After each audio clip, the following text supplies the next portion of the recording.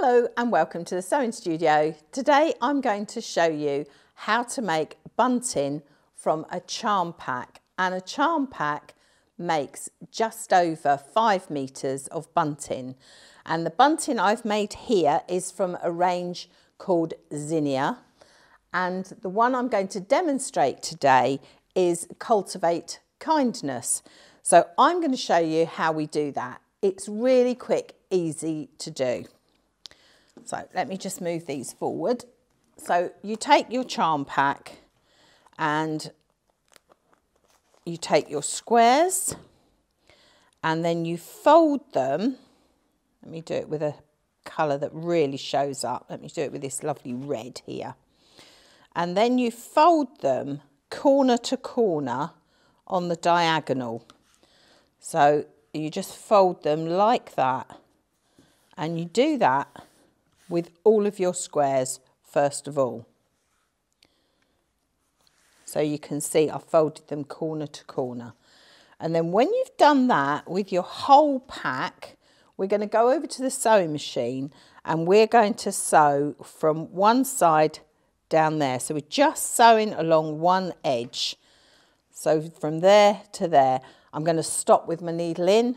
I'm going to pick up the next one and sew that. So I'm going to flag piece or chain piece the whole pack.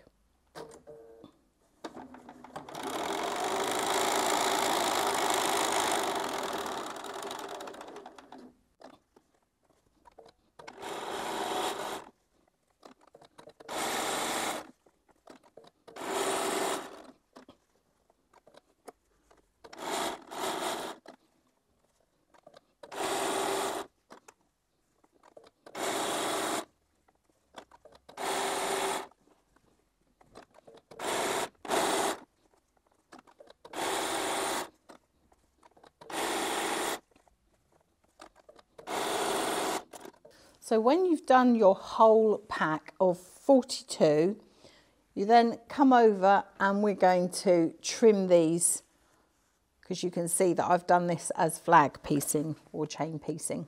So I'm now going to separate our flags.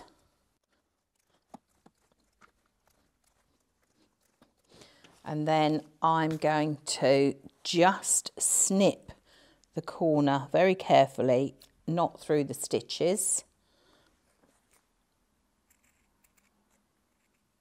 because this bit here where the fold is and this seam is going to be where the bottom of our flags come.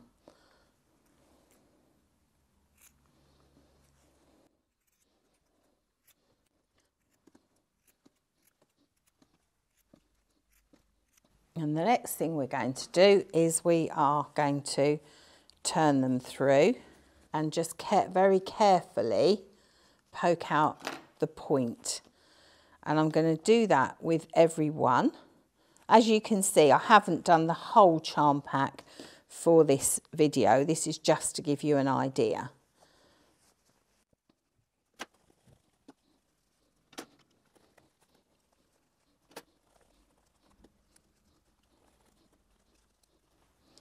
When you've got them all turned through, we then go over to the iron and we press them, and I'll show you then where the magic happens and they turn into bunting flags. So line it up so that your seam is level with the top and give it a press. And then you're going to tuck that down inside there like this,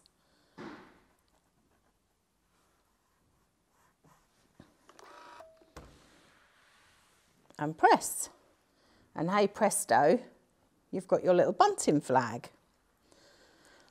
So I'm just going to do a few more. So line the seam so it lines up with that point there.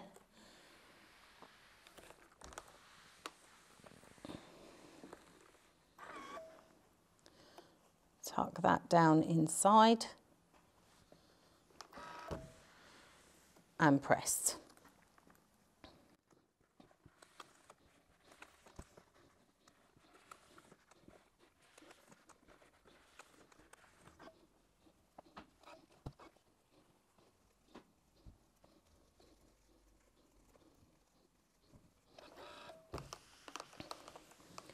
I'm quite pleased with that one. Look, that's come out with the van with the flowers in, right in the centre of the flag.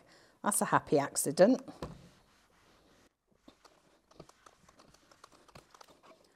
The next thing you're going to need is some bunting tape or twill tape. So you can see that this has got like a herringbone weave to it. And we've got this in all sorts of colours. So I'm going to use white for today, but if you were doing a Christmas one, you could do it with red or green tape, or for Halloween, you could do it with orange or black. So the next thing you need to do is to take your tape and fold it in half and press it in half, because then we can tuck the flags into it. So I'm just folding it in half and pressing all the way along.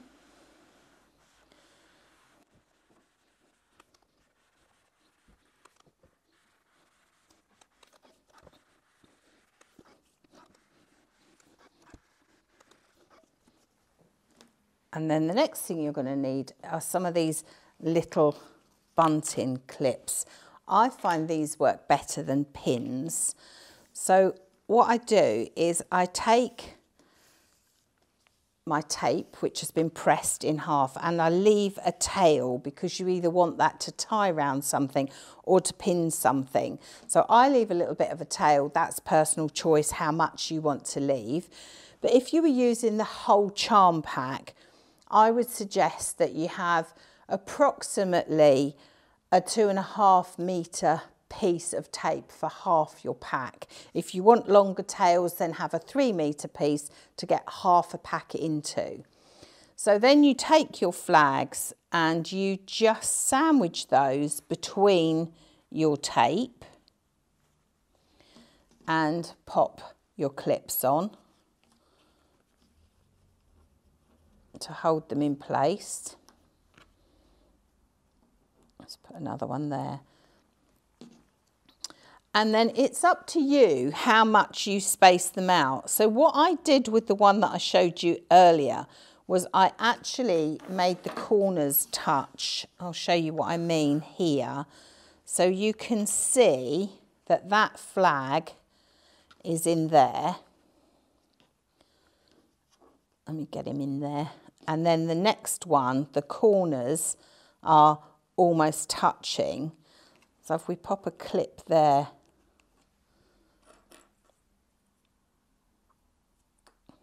and there, you can see you've got that much gap in between. Now it may be that you want to make longer strings of flags, in which case you just move it along. But what I would suggest is that you measure the gap so that when they're all done, they're even. So then you just pop your flags in and you continue doing that until you've got all of your flags where you want them, and mixing up your colours.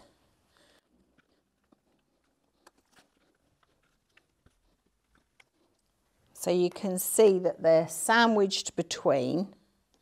I'm just going to do this last one because I'm really happy with this, how this has worked out. So I'm just going to pop that one in. And you would continue doing that until you'd used all your flags and you'd got it as long as you want, and you'd got the tail that you want. And then the next thing that you do is you would go over to your sewing machine and you would sew down here like this, quite near to the edge of the tape.